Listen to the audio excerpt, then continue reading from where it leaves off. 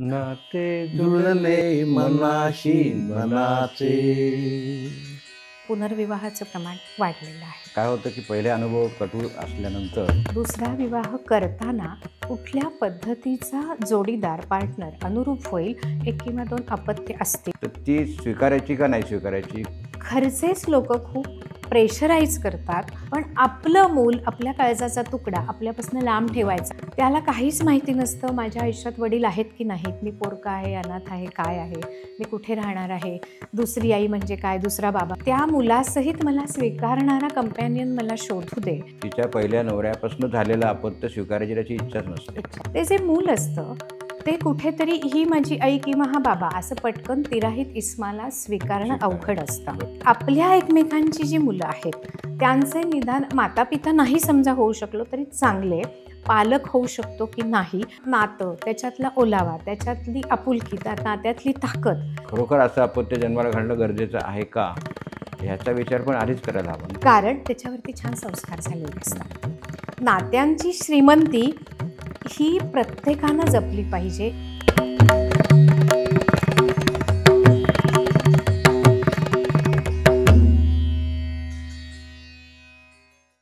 नमस्कार.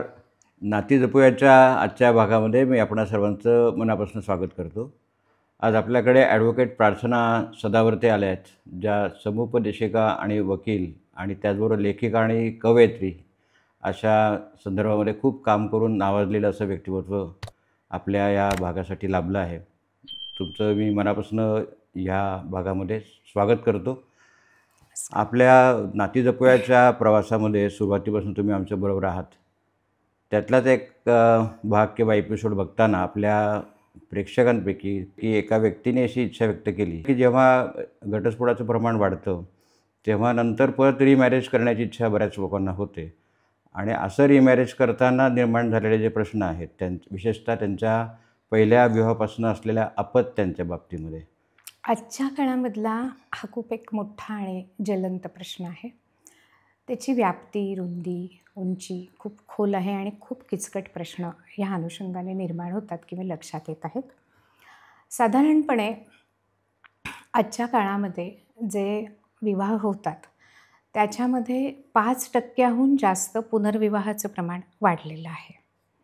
पुनर्विवाह करताना काही वेळा काही आपत्तीतनं किंवा अपघातातनं आपल्या जोडीदाराचं निधन झालेलं आहे किंवा आजारपणाने झालेलं आहे, ह्याचं प्रमाण कमी आहे. त्याच्या तुलनेमध्ये दोघांचं आपसामध्ये जुळत नाही किंवा जुळवून घेण्याची इच्छा नाही, अशा कारणांनी हे घटस्फोट जास्त होतात. यामध्ये जर त्या विवाह संबंधातून 1 किंवा 2 अपत्य असतील तर पुनर्विवाह करताना खूप मोठ्या प्रमाणावर अडचणी निर्माण होतात. कारण पुनर्विवाह करताना फक्त त्या दोघांचंच एकमेकांचे जोडीदार म्हणून जुळून यावं एवढीच या प्रश्नाची व्याप्ती राहत नाही, तर त्या पुनर्विवाहित जोडप्याला दोघांनाही जर आधीच्या विवाहातून मुलं मुली असतील तर त्यांचं पण नातं जुळून येणं आणि ते मोठं आव्हान याच्यामध्ये निश्चित आहे. पुन्हा दुसरं लग्न किंवा तिसरं लग्न असं करत असताना बऱ्याचदा असं दिसून येतं की तो जोडीदार गेल्यानंतर घरचेच लोक खूप प्रेशराईज करतात त्या विधुराला किंवा विधवेला, तुझं लग्न लवकर झालं पाहिजे. घरातल्या त्या ज्येष्ठांना त्यांच्या जबाबदाऱ्यातनं लवकर रिकामं व्हायचं असतं. या ह्यानी दुसरं लग्न खूप कमी स्पॅनमध्ये त्यांच्यावरती लादलं जातं. मुळातच त्या विधुराची किंवा विधवेची किंवा घटस्फोटित असेल, घटस्फोटित पुरुष व्यक्ती असेल, त्याची एक मानसिकताच तयार झालेली नसते की तो आधीच्या विवाहाच्या नात्यांच्या प्रवासातनं किंवा त्याच्यातल्या दुःखद सुखद आठवणीतनं तो मानसिक पातळीवर बाहेर आलेला असतो, असं झालेलं नसतं. मग घरच्यांनी जर हे लादलं तर अजून आगीतून उठून फुपाट्यात पडलो आपण, अशी अवस्था निर्माण होते. तर घरातल्या ज्येष्ठांनी थोडंसं त्या पुनर्विवाह करू इच्छिणाऱ्या जोडप्यासाठी किंवा व्यक्तीसाठी थोडासा काहीमध्ये कालावधी देणं, त्यांची मानसिकता छान होईल ह्याला प्राधान्य देणं आणि पहिल्या अनुभवानंतर दुसरा विवाह करताना कुठल्या पद्धतीचा जोडीदार पार्टनर अनुरूप होईल यासाठी थोडा विचारपूर्वक निर्णय घेणं ह्याची फार गरज असते. परंतु पहिल्या विवाहाच्या दुर्दैवी अनुभवातूनही आपण शहाणे होत नाही आणि हा विवाह पुन्हा दुसरा लादला जातो. इथे फार मोठ्या अडचणी त्या घटस्फोटित पुरुषासाठी किंवा विधवा विधुरासाठी निर्माण होतात. आणि म्हणून ह्याच्यामध्ये फार मोठ्या प्रमाणावर काळजी घेण्याची गरज असते. मी एक मुद्दा सांगितला तो की त्यांना पहिल्या विवाहाच्या त्या दुर्दैवी किंवा वाईट जे अनुभव आलेले असतात त्याच्यातून सावरण्यासाठी काही वेळ द्यायला हवा. आता बदललेल्या परिस्थितीत पदरी जर एखादं मूल असेल तर त्या मुलासहित मला स्वीकारणारा कंपॅनियन मला शोधू दे. मग तो कसा अनुरूप आहे, कशा पद्धतीचा हवा, आता अपेक्षा काय आहेत आणि गरजा काय आहेत याचा विचार करून तो विवाह ठरवला जायला हवा.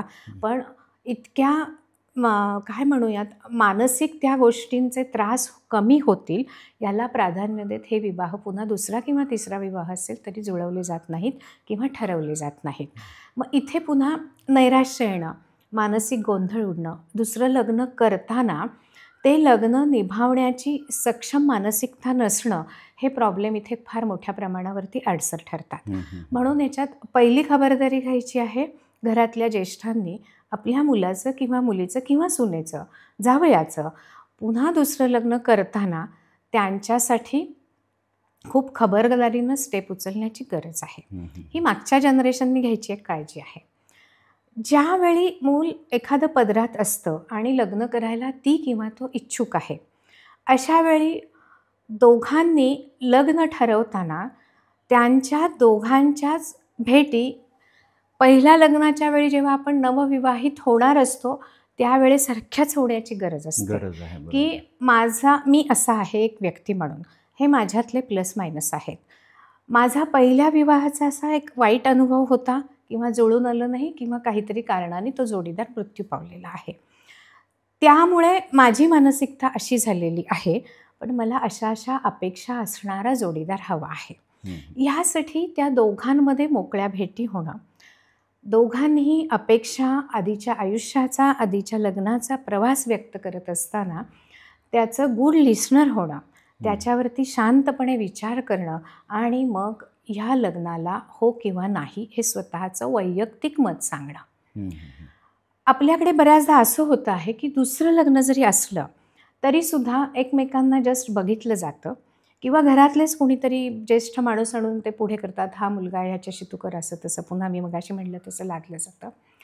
त्या दोघांना योग्य वाटले तर मग त्यांनी दोघांनी त्यांच्या घरच्यांना त्याच्यात इन्व्हॉल्व करण्याची गरज आहे की बाबा मला ह्या कारणाने ही व्यक्ती योग्य वाटते आहे, मी हिच्याशी दुसरा विवाह करू इच्छितो किंवा इच्छिते.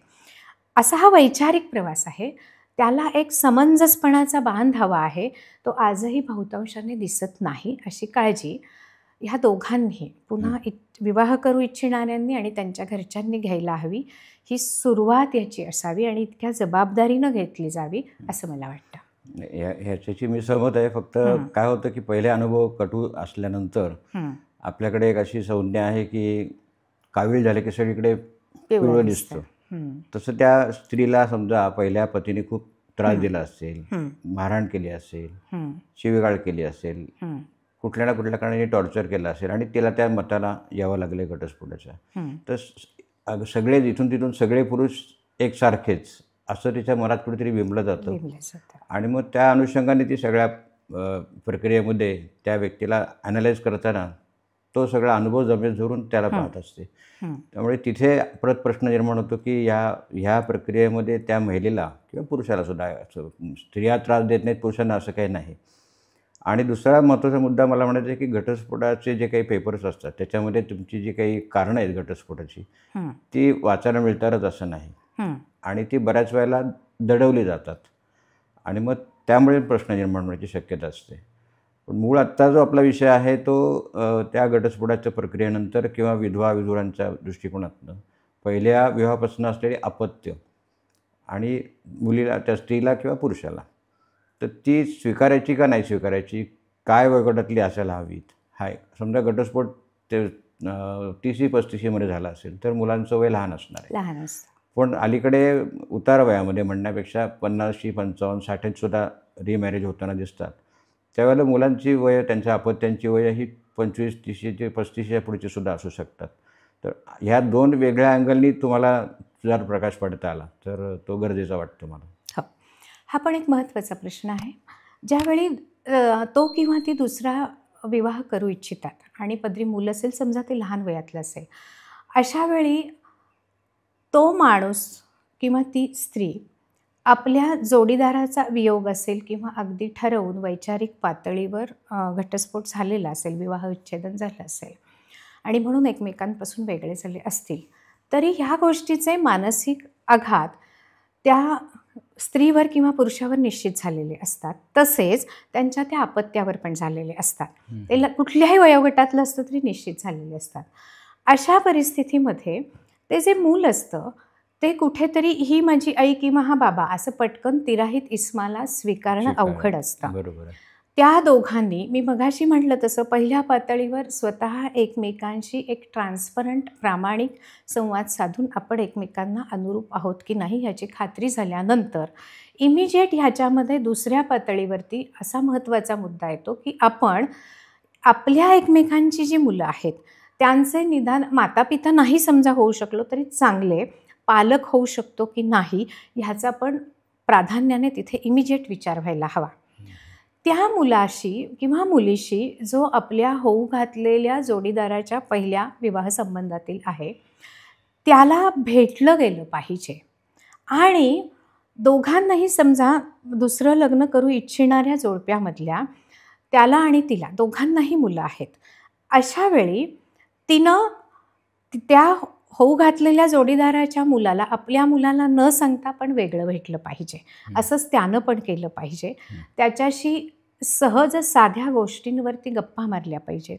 ते मूल कसं आहे, त्याच्या सवयी काय आहेत, त्याला त्याचे सोबत नसलेले आई किंवा बाबा कितपत आठवता आहेत, ते सोबत नसण्याने आत्ता त्याच्या मनावरती काय आघात झालेले आहेत किंवा तो काय मिस करतो आहे हे जाणून घेऊन त्या लेकराभोवती एक दैनंदिन गोष्टींमधल्या सामान्य पातळीवरचा एक डायलॉग, संवाद ईजवर आणून ठेवायला पाहिजे की सहज, बाबा कसा आहेस, काही मी आत्ता शाळेतनं आलो, किंवा माझा आज पेपर होता, मला आज भूगोलाचा पेपर फार अवघड गेला, असं इतपत मोकळेपणाने त्या व्यक्तीला सांगण्या इतका त्यांच्यामध्ये जर वातावरण संवादाचं मोकळं झालं तर मग ही मुलं मनाने आयुष्यात येऊ घातलेल्या नव्या बाबा किंवा आईपासून खूप लांब नसतात, डिटॅच झालेली नसतात. कुठेतरी एक थोडासा कनेक्ट निर्माण व्हायला सुरुवात झालेली असते, ज्याच्यामुळे ह्या दोघांचं आयुष्य जुळून येण्यासाठी खूप मोठी मदत होते. एक पोषक वातावरण तयार होतं. मुलांचा ह्या आयुष्य आपल्या घरामध्ये कुटुंबाचा सदस्य म्हणून जो नवीन व्यक्ती येणार असतो तिच्याकडे बघण्याचा परका, अपरिचित जो दृष्टिकोन असतो किंवा ती जी दृष्टी असते ती मवाळ झालेली असते किंवा नाहीशी झालेली असते, असं होतं. म्हणून हा विवाह करण्यापूर्वी आपल्या होऊ घातलेल्या दुसऱ्या जोडीदाराच्या अपत्याला भेटणं, त्याच्याबरोबर काही भेटी होणं, मोकळा संवाद होणं, गप्पा मारणं, खेळणं, त्याला बाहेर फिरायला घेऊन जाणं आणि त्या मुलाला मानसिक पातळीवर रिलॅक्स करणं ह्याची गरज असते. ते झाल्यानंतर ह्याच्यात अजून एक महत्त्वाची स्टेप असावी असं माझ्यातल्या समुपदेशिकेला वाटतं. दोघांनाही ती जर अपत्य असतील तर दोन्हीही अपत्य आणि हे पालक ह्यांनी एकत्रित काही भेटी नंतर करायला पाहिजेत, तिसऱ्या स्टेपवर. त्या थोड्या नॉर्मल झाल्या की मग सगळ्यांनी एकत्र काही दिवस राहून बघण्याची गरज आहे कुणाच्या तरी घरी. ही 2 अपत्य किंवा जी मुलं असतील ती 2-3, हे नव्याने विवाहित करणारं जोडपं आणि त्यांच्या घरचे, हे सगळं जर तुमचं नॉर्मल पातळीवर आलं, रुटीनमधले आपले संवाद हसते खेळते झाले की मग अशा जोडप्यानं दुसरं तिसरं जे काही लग्न ते करू इच्छितात ते करावं. त्याच्यामुळे मुलं नात्याची भीती वाटणार नाही. घरामध्ये येणारा जो नवीन सदस्य आहे त्याच्याशी थोडं जुळवून घ्यायला शिकतात. त्याचबरोबर त्यांच्यावरती हे नातं लादलं जात नाही आहे असं त्यांच्या मनात येतं. ती निराशेत जात नाहीत किंवा ती घुसमटत नाहीत किंवा ती ह्या सगळ्या कुटुंबापासून डिटॅच होतात. मग त्यांना नातं, त्याच्यातला ओलावा, त्याच्यातली आपुलकी, त्या नात्यातली ताकद ही कळेनाशी होते आणि मग ते एका मानसिक दडपणाखाली जातात आणि कुठल्या तरी ॲडिक्शनकडे जातात, पूर्ण फॅमिलीपासून दूर जातात किंवा कुठेतरी एक सूड बुद्धी येते. ही बाई आहे का, ती त्याची जर दुसरी आई असेल तर हां, ही माझ्या वडिलांशी बोलतीये ते मला आवडत नाहीये आणि मग मी हिला काहीही करणार, अशी मुलांच्या मनामध्ये एक खुंची धारणा खुंची तयार धारणा होते. होते. बरोबर. तीच धारणा ते बच्चू जेव्हा मोठं होतं, नागरिक म्हणून समाजामध्ये वावरायला लागतं, त्याच्यामध्ये तशीच राहते आणि जरा त्याच्या मनाविरुद्ध कोणी काही करायला लागलं की ते त्याच्याच ते खुंची प्रवृत्तीने वागतं किंवा रिॲक्ट होतं आणि त्याच्यामुळे पण समाजातली गुन्हेगारी वाढत आहे. म्हणजे ह्या मुलांना रिलॅक्स त्यावेळी केलं नाही तर किती सामाजिक प्रश्न पण वाढतात आणि घराबरोबर बाहेरचं समाजातलं वातावरण पण गढूळ होतं, प्रदूषित होतं, शांत, प्रसन्न, आश्वासक आणि आशादायी राहत नाही. येणाऱ्या आई किंवा बाबा नव्याने येणाऱ्या जे घरामध्ये येस, त्यांचं स्वागत करण्याची मानसिकता त्यावेळेला हवी आहे. हवी आहे. पण बरोबर. त्याच्या विरुद्ध आता तुमच्या बोलण्यातनं लक्षात येतं की त्यांच्या मनामध्ये या सगळ्या गोष्टींचा हलकल्लोळ इतका निर्माण होतो हो, आणि आपल्या आई किंवा बाबांच्या पहिल्या आईबाबांची कोणतरी जागा तिसरी व्यक्ती घेते हे स्वीकारण्याची मानसिकता मुळात त्या मुलांची नसते. अजिबात नसते. नसते. त्यामुळे आलेल्या व्यक्तीला पहिल्या दिवसापासून ते शत्रू मानायला सुरुवात शत्रू करतात मानायला सुरुवात करतात. आणि असं शत्रुत्व मनात जर झालं असेल तर त्याचे कुठलेच सगळ्याचे सूर जुळत नाहीत नात्याचे, असं मग होतं ते ते. आईबाबांचे जुळणार नाहीत, नाही. मुलामुलांचे जुळणार नाहीत हो, आणि मग जो काही केलेला हा उपद्व्याप शब्द वापरतोय मी निश्चित. तो अंगाशी आल्यासारखं होऊ पुन्हा शकतं. त्याच 4 किंवा 5 माणसांच्या कुटुंबामध्ये 2 ग्रुप तयार होतात, हम्म, हम्म, हम्म. असं होतं. आणि ह्याच्यात असं होतं 2 व्यक्तींची ती आधीची एक मुलं आहेत आणि मग समजा त्या आईवडिलांनी एकत्र येऊन अगदी प्रेमाने त्या दोन्ही बच्चूंना नीट सांभाळण्याचा प्रयत्न केला तरी त्यांची ती मानसिक ॲक्सेप्टन्स लेवलच राहत नाही की हे बरोबर सांगतात. कारण ते दोघं एकत्र आलेलेच सहन होत नाहीत आणि एकत्र येऊन ते आपल्याला काही सांगतात हे तर त्याच्या त्याच्या पलीकडचं पुढची असतं. गोष्ट झाली. मग ती मानसिकता जुळवून घेण्याची राहत नाही, काही स्वीकारण्याची राहत नाही, माझं काही चुकलं आहे का, मी अयोग्य वागलो का योग्य वागलो, ह्याचं एक तारतम्य ठेवणं, त्याचा स्वतःचा विचार करणं, ह्यापासूनही ही मुलं फार लांब जातात आणि त्याचे परिणाम होतात. अजून त्याच्यामधला एक मुद्दा असा आहे की आपल्याकडे जी अशी अजूनही पुरुष प्रधान संस्कृती म्हणून जी आपण गणली जाते त्याचा विचार केला तर एखादा विधूर माणूस किंवा एखादा घटस्फोटित माणूस जेव्हा लग्न करायची इच्छा व्यक्त करतो तेव्हा तो समोरची व्यक्ती म्हणजे त्या नवीन येणारी जी पार्टनर आहे तिच्या पहिल्या विवाहापासनं तिच्या पहिल्या नवऱ्यापासून झालेलं अपत्य स्वीकारायची त्याची इच्छाच नसते. इच्छा नसते. त्यामुळे अशा ज्या सापत्य विधवा किंवा घटस्फोटित महिला आहेत त्यांची लग्न जमवणं ही गोष्ट खूप अवघड जाते आणि त्यासाठी काही तुम्हाला सूचना द्याव्याशा वाटतात का? याच्यामध्ये प्रत्येक माणसाला एक जोडीदार हवा असतो, या भूमिकेतनं लग्न करावंसं वाटणं ही जितकी रास्त योग्य आणि नॅचरल भूमिका आहे किंवा गरज असते त्या पातळीवर जर तो होणारा दुसरा जोडीदार आपल्या मुलाला ॲक्सेप्ट करत नसेल किंवा त्याचा पिता म्हणत नाही मी पण गार्डियन पालक व्हायला जर तयार नसेल तर तो आपल्यासाठी किती गोष्टी ॲडजस्ट करेल एक कंपॅनियन म्हणून, जोडीदार म्हणून, याचाही विचार आधी व्हायला हवा. असे अनुभव मलाही येतात की मॅडम माझा पहिला नवरा गेलेला आहे, मी दुसरं लग्न करू इच्छिते, पण नवरा माझा किंवा ते सासरचे होणारे असं म्हणत आहेत की तुझं हे मुलं आमच्याबरोबर नको. भलं त्या लेकराचं वय 4-5 वर्षाचं पण असू दे, त्याला काहीच माहिती नसतं माझ्या आयुष्यात वडील आहेत की नाहीत, मी पोरका आहे, अनाथ आहे, काय आहे, मी कुठे राहणार आहे, दुसरी आई म्हणजे काय, दुसरा बाबा म्हणजे काय. ते सरळ असं सांगतात की ह्याची तुम्ही कुठल्या तरी अनाथ आश्रमात सोय करा. हे वाक्य ऐकायला खूप वेदनादायी असतं. अशा वेळी त्या बाईला काय होतं की घरचेच लादतायत माहेरचे, तू संसार कर, तुझं दुसरं लग्न लवकर झालं पाहिजे, होणारा नवरा जरा बरा वाटतो ह्याचं आपलं जुळून येईल असं तिला वाटत असतं, पण आपलं मूल, आपल्या काळजाचा तुकडा आपल्यापासून लांब ठेवायचा हे तिला सहन होत नाही. सेम काही महिला पण अशी अट घालतात होणाऱ्या त्या दुसऱ्या नवऱ्यावर की मी नाही तुझं मूल सांभाळणार, असं होतं. माझ्याकडे तर एक केस अशी आली होती की त्या दोघांचं ते तिसरं लग्न होतं आणि त्या पुरुषाला पहिल्या लग्नातनं काही अपत्य नव्हतं म्हणून त्यांनी घटस्फोट घेऊन दुसरं लग्न केलं, त्याच्यातलं अपत्य होतं त्याला, परंतु दुर्दैवानं ती बायको त्याची 2 नंबरची आजारपणात गेली आणि तिसरं लग्न त्याला करायचं होतं, ह्या बाईलाही करायचं होतं. ह्या बाईला पूर्वीच्या दोन्ही विवाह संबंधातून एक मूल होतं आणि त्या दोनही मुलांचं पटतच नव्हतं मुळात आपसात. पुन्हा हे तिसरं मूल ॲड आणि आपल्या आईबाबांचं हे तिसरं लग्न असं म्हणूयात. तिथेही त्या दोघांचं पटेच ना, कारण मुळातच ही 3 मुलं वेगवेगळ्या नातेसंबंधातून आलेली, वेगवेगळ्या मानसिकतेत वाढलेली, वेगवेगळ्या भौगोलिक प्रदेशात ती राहिलेली. पहिला नवरा वेगळ्या ठिकाणी राहत होता त्या बाईचा, दुसरा नवरा वेगळ्या ठिकाणी राहत होता. आणि ह्या सगळ्या आईबाबांच्या जोडीदाराच्या असलेल्या नात्यांची घडी 2दा-3दा विस्कटल्याने ती कुठल्याच बाबतीत स्थिर मुलं नव्हती. तिसऱ्या लग्नामध्ये ते मोडण्याचं नातं कारण असं झालं, त्या बाईची अशी अपेक्षा, माझ्या या दोन्ही मुलांना तुम्ही एवढे एवढे पैसे दर महिन्याला खर्चाला दिलेच पाहिजेत. त्या दोघांच्या त्या तिसऱ्या विवाहातनं जे मूल झालं होतं ते ह्या दोघांचा वीक पॉईंट होतं. ते लाडामध्ये वाढवलेलं, ते कसंही वागायला लागलं होतं. मग त्याचा खर्च तर जास्तच होता, काही वाईट सवयी लागलेल्या, महिन्याचा खर्च. मग इथे स्पर्धा निर्माण झाली. तुम्ही तुमच्या मुलाला एवढे देताय तर माझ्या आधीच्या 2 लग्नांमधल्या 2 मुलांना तुम्ही का देत नाही आहात? तुम्ही त्यांना एवढे पैसेच द्यायला हवे आहेत. हे तिसरं लग्न मोडण्याचं कारण होतं. म्हणजे इथे कुठे भांडणं असेल, नैराश्य असेल, आरोप करणं असेल, खुंचीपणा असेल किंवा अपेक्षांचा ओझं वाढत वाढत लादायचं, वाढता वाढे असं जे होतं आहे, ह्याला कुठे फुलस्टॉप तर सोडा, स्वल्पविराम पण नाही, इतकी वाईट अवस्था निर्माण होते आणि लग्न ही शिक्षा होऊन बसते. नाही, आता त्याच्यातला एक असा भाग आहे की मुलांचं संगोपन करताना ह्या रिमॅरेज केल्यानंतरची गोष्ट आहे.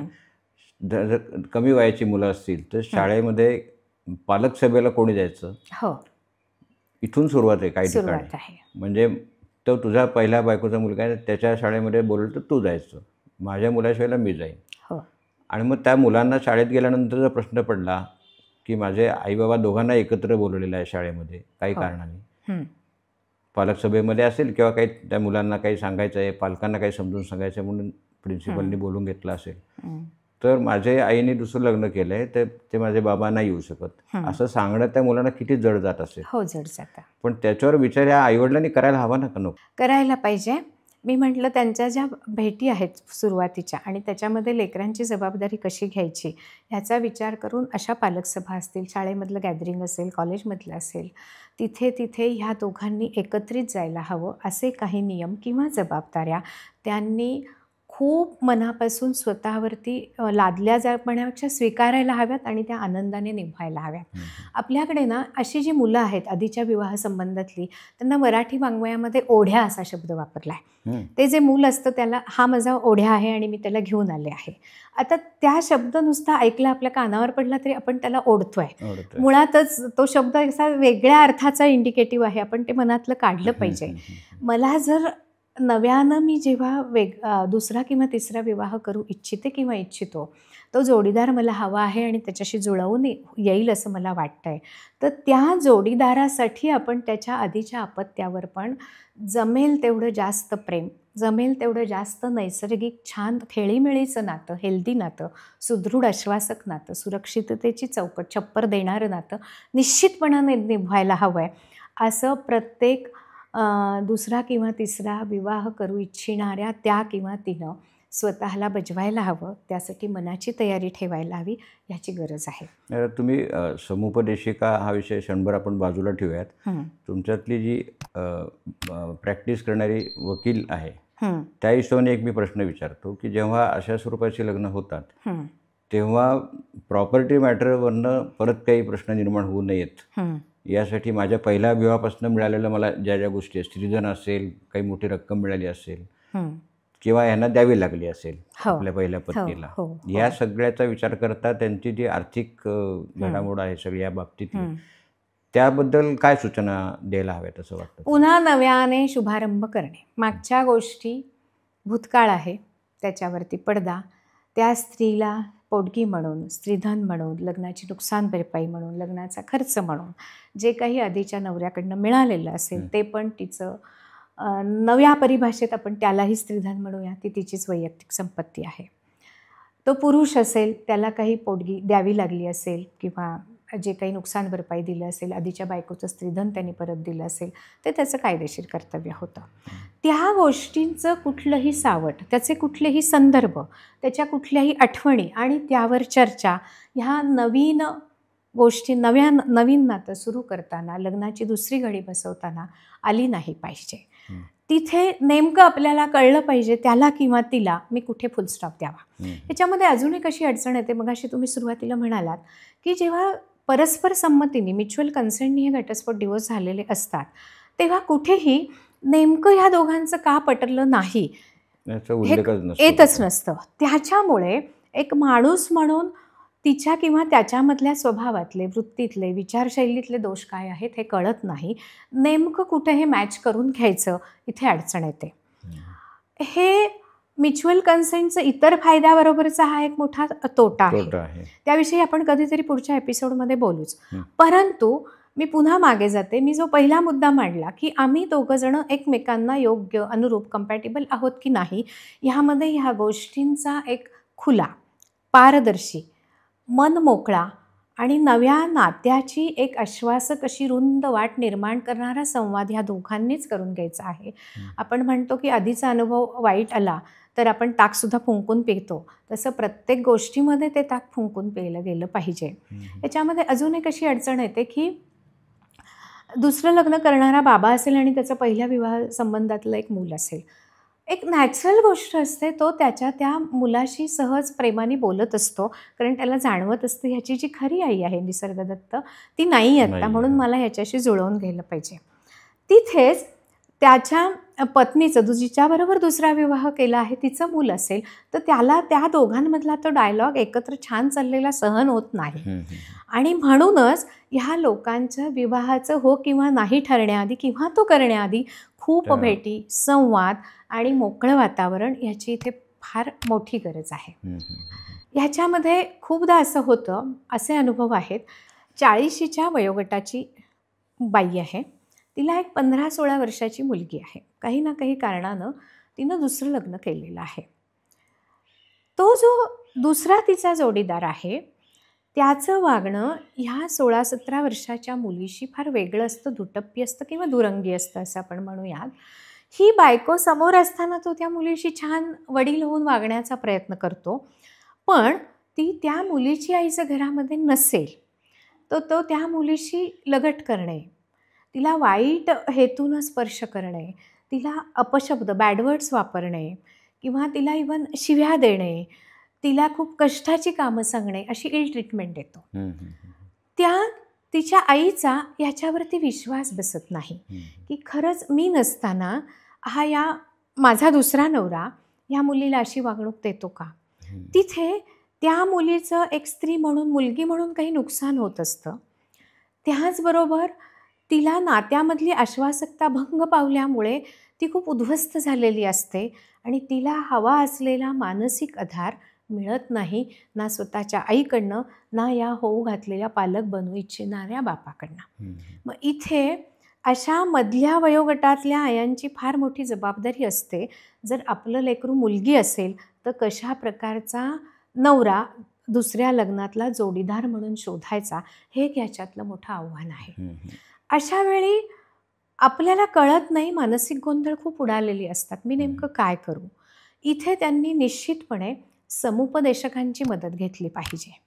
पण जेव्हा एखाद्या समुपदेशकाकडे जायचं असं आपल्या घरामध्ये आजही निघालं तर वेळ लागले का समुपदेशकाकडे जायला, असं बघितलं जातं त्या कामाकडे, किंवा त्याच्यामधले सेन्स नसल्यामुळे ही जनरल स्टेटमेंट येतात आणि हा विचाराला ब्रेक येतो, मध्ये तडा जातो.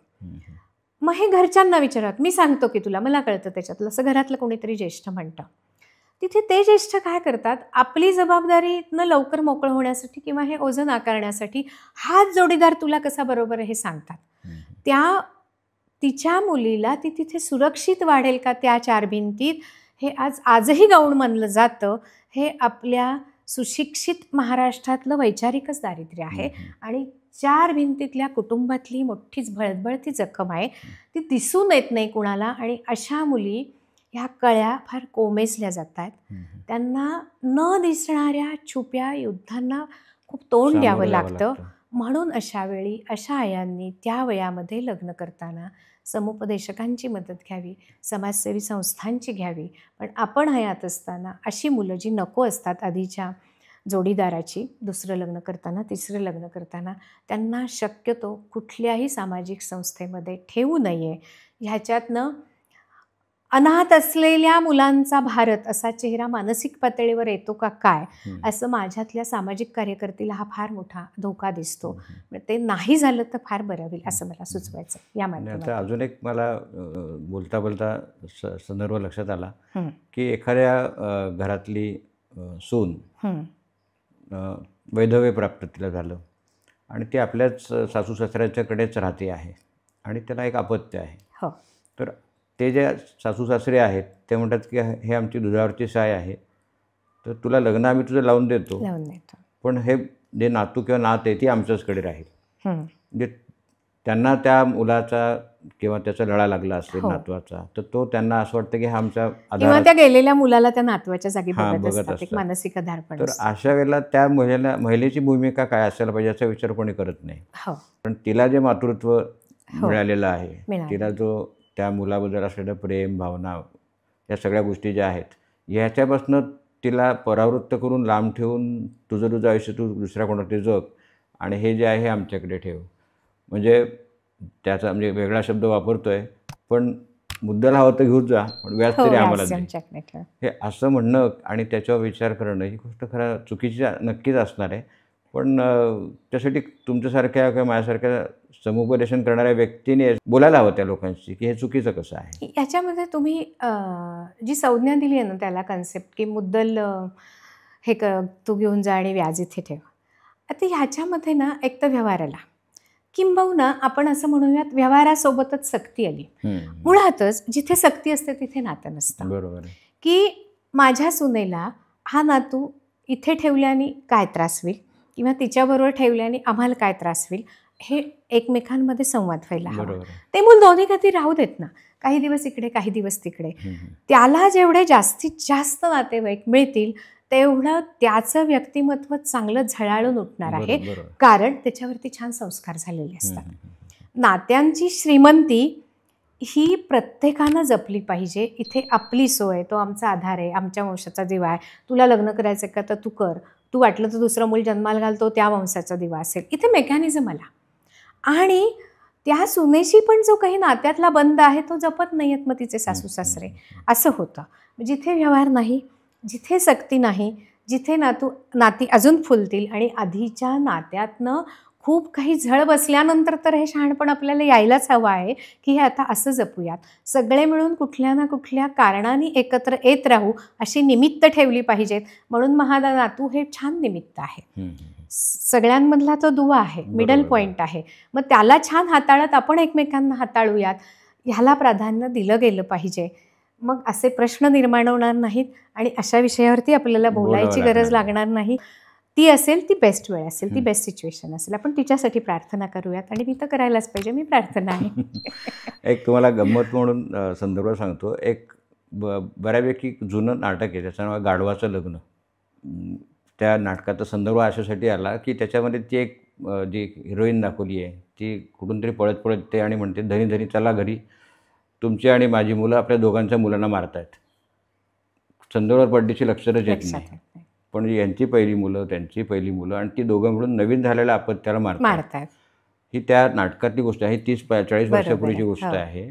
पण असे प्रसंग त्यावेळेला सुद्धा लक्षात लेखकाच्या आले असतील तर आत्ताची स्थिती त्यापेक्षा किती वेगळी आणि भयावह असू शकते त्याचा विचारच न केलेला बरा म्हणायला हरकत नाही. तर त्यासाठी मला परत असं म्हणायचं आहे की जर तुमचं वय बायोलॉजिकल फादर किंवा मदर होण्याच्या अजून शिल्लक असेल आणि तुमची इच्छा असेल तर ह्या पहिल्या आणि दुसऱ्या दोन्हीकडच्या मुलांचा विचार करून खरोखर असं अपत्य जन्माला घालणं गरजेचं आहे का ह्याचा विचार पण आधीच करायला हवा ना. निश्चित निश्चित. संगोपनाचा मुद्दा आजच्या सगळ्या महागाई आणि ह्याच्यामध्ये जितका महत्त्वाचा आहे त्याच्याही पेक्षा एक मोठा प्रश्न आवासून इथे उभा असतो की माझं पहिल्या लग्नातनं मूल, या जोडीदाराचं पहिल्या लग्नातनं मूल आणि आमचं होणारं तिसरं मूल, ह्या 3 मुलांमधले आंतरनाते संबंध छान ठेवण्यासाठी आम्ही सक्षम आईवडील प्लस पालक आहोत का, अशा भूमिकेतनं तो विचार व्हायला हवे.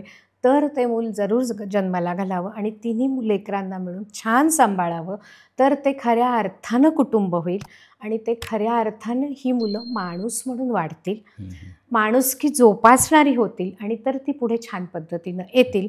नाही तर मग आपण एक ॲडिक्शनवाला मुलगा जन्माला घालू, निराशा जपणारा माणूस घालू किंवा खुन्नस ठेवून वागणारं एक व्यक्ती जन्माला घालू की जे समाजाला आणि आपल्याही मनस्वास्थ्याला विघातक अशी एक पिढी तयार होईल, जी आत्ता होऊ घातलेली आहे. ह्या एपिसोडच्या निमित्तानं असा प्रकारचा विवाह करू इच्छिणाऱ्यांनी खूप विचारपूर्वक स्टेप बाय स्टेप आपण आत्ता सांगितलं तसं पुढे जावं, आपली मदत घ्यावी, सामाजिक संस्थांची घ्यावी, समुपदेशकांची घ्यावी आणि शांतपणे विचार करून हे वाढीव कुटुंब जरूर वाढवून नात्यांचे सोहळे करत जगण्याचे सोहळे तर होतील, नाही तर होऊ शकणार नाहीत असं मला नितांत वाटतं. आता मी जे काही विवाह संस्था, लग्न जमवण्याची संस्था म्हणून जे काम करतो, त्यामध्ये असे रिमॅरेजेस करण्याची इच्छा असणारी बरीचशी मंडळी मला भेटतात, बोलतात. तर त्यांच्यासाठी ज्याला आपण ग्रुप काउन्सिलिंग म्हणतो, असा एखादा उपक्रम तुमच्यासारख्या व्यक्तीच्या संपर्कात मी असल्यामुळे जर आपण राबवला, तर मला वाटतं हे इंडिव्हिज्युअल लेवलला येऊन आपल्याला लोक भेटत नाही, हे ती खंत तुम्ही मागाशी व्यक्त केली. पण जर असं एकत्रीकरण केलं अशा लोकांचं आणि ग्रुप काउन्सिलिंगच्या माध्यमातून त्यांची संवाद साधला, जसं आपण आत्ता आपल्या श्रोत्यांशी या पॉडकास्टच्या माध्यमातून साधतो आहे, तसं जर केलं तर मला वाटतं त्याचा एक चांगला परिणाम किंवा इम्पॅक्ट चांगला होऊ शकेल. निश्चित ही आजच्या एपिसोडची फलश्रुती असेल. हे छान सुचलेलं आहे, याची फार गरज आहे.